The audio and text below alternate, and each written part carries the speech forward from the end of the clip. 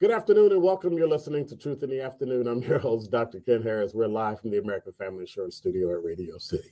All right, I'm done. I'm going home. See you later. Goodbye. Adios. Yeah. I got a question because it's Friday. It's Confession Friday, and I have a question. So if you have a confession, 833-212-1017. I got multiple confessions today that I got to get off my chest.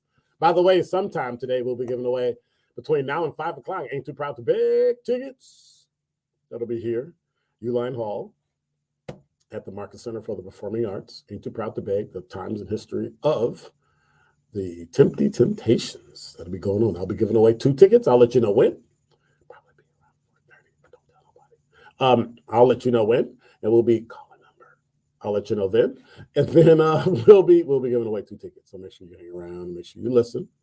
And if you're on LinkedIn or YouTube or whatever watching this, you just make sure you know because we're going to be giving away 2 tickets. So just be ready to call. I'm not going to say the station telephone number because if I say it, you'll think I'm telling you to call, and then it'll just go downhill from there. And then Kyle will holler at me. I'll get fired, and then I'll be like looking to sign up for unemployment, which we all know takes, 2.5 years to get. So in the state of Wisconsin, because nobody goes to work. So, Confession Friday. I have a question. It's a real simple question. You ready? Where's ours? Where is ours? Right?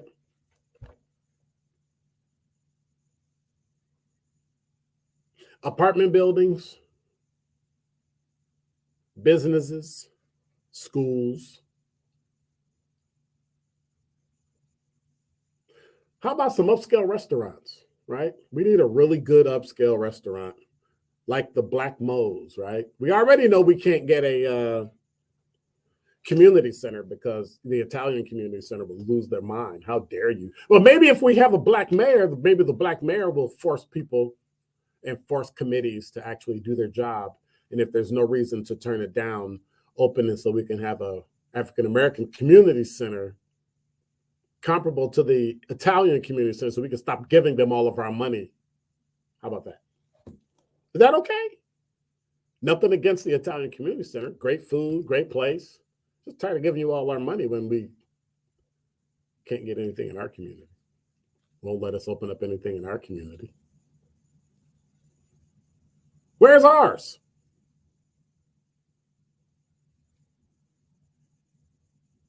How about a good restaurant with good quality service? Like, I cannot remember a time when I've gone to a black restaurant and got good service.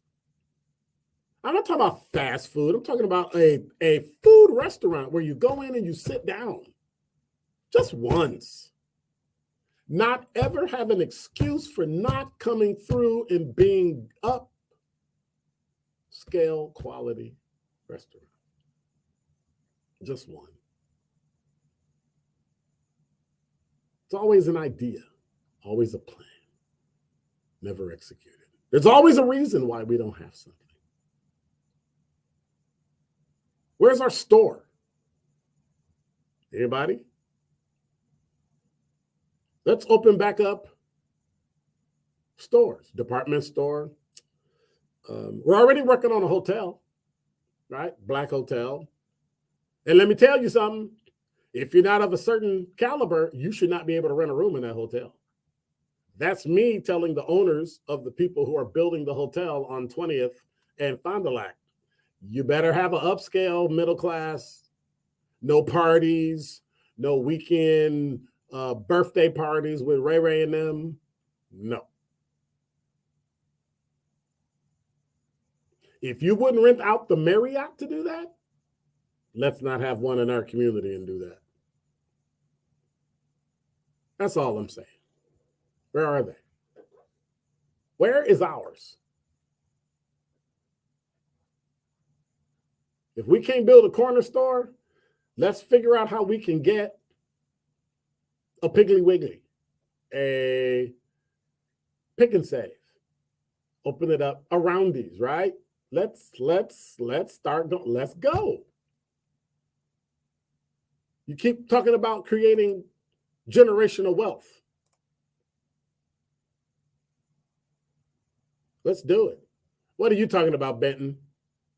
Now you down bad. Shame on you. What you talking about? What you talking about? Why is it whenever we talk about quality, people have an issue? Me and Ray and them coming. Come on, y'all ain't coming with that cheese. You know you're not. Dude, come on, stop it. All money ain't good money. So stop. But I get you. I understand what you're saying. But, you know, where's ours? Remember growing up? You turn on the TV. You know the one thing my kids never said when they watched TV and saw people do things on TV? They never said, why can't we have good stuff? Why can't we have, you remember that growing up? Why can't we have nice stuff? We got nice stuff. We'll really love to help other people get nice stuff. The problem is you can't keep nice stuff. It's not your right to go into someone else's business if they don't want you in it. Contrary to popular belief, we have this thing that goes through our head that you should be able to serve me. And if you don't serve me, I can come in and shoot you. Doesn't make any sense to me. Doesn't make any sense at all. Where's ours?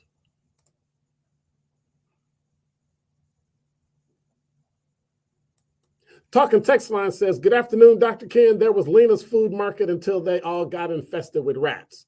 So here's my question. How did they get infested with rats? How do you think that happened? Poor management? No. You know how it happened? Black people wouldn't shop there. So when they were good stores, Black people always want a discount. How about paying your fair share for the neighborhood business? That way the neighborhood business puts money back into the neighborhood by actually hiring people that work in the neighborhood. Imagine that. That's how business and economics actually works. Not for free, not for discount, not for half price off, but actually pay your fair share.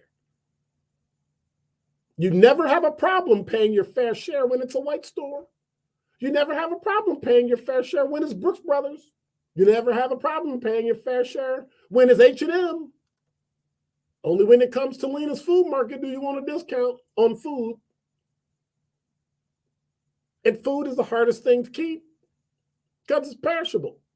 So you got to pay for it and then replenish it because that's what the law says. That's what just good practice as a store says. But what do? Hear one thing about it and complain and then don't go. But if you support it, it can actually stay in business. Imagine that. But I guess like all things in our neighborhood, when it comes time to support it,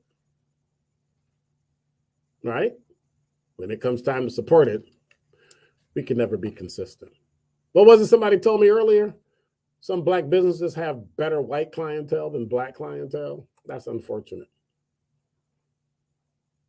But yet the Talking Text Line says because the product be different quality. No, it don't. No, it don't. It's the same thing. You think because white people do it, theirs tastes better. That's why the white man's ice is colder than the Black man's ice. They all freeze at 32 degrees Fahrenheit. But for some reason, when the person looks like us, there's an assumption of lower quality. Yeah, that's unfortunate. But I bet if that same person that owned the store played basketball, you'd take your butt there to see it and they'll give you a crappy show. Stink up the joint. Giannis could stink up the joint and you'll still go back to the next game. And pay $200-$300 for the ticket. But when it comes to taking care of your own community, taking care of the business that's there that takes a chance, you won't even give them a dime out of your pocket. You would rather not complain about gas going up and inflation, but complain about not getting a discount at the Black store in your neighborhood. So next time you do that, make sure you think about it. make sure when you look at it, when all those people are out of jobs, that's a whole other issue. When all those people are on welfare, when all those people are looking around asking, why does our community look like that? One thing I suggest, you should probably head downtown to the mayor's office, knock on Cavalier Johnson's door and say, hey, where's ours?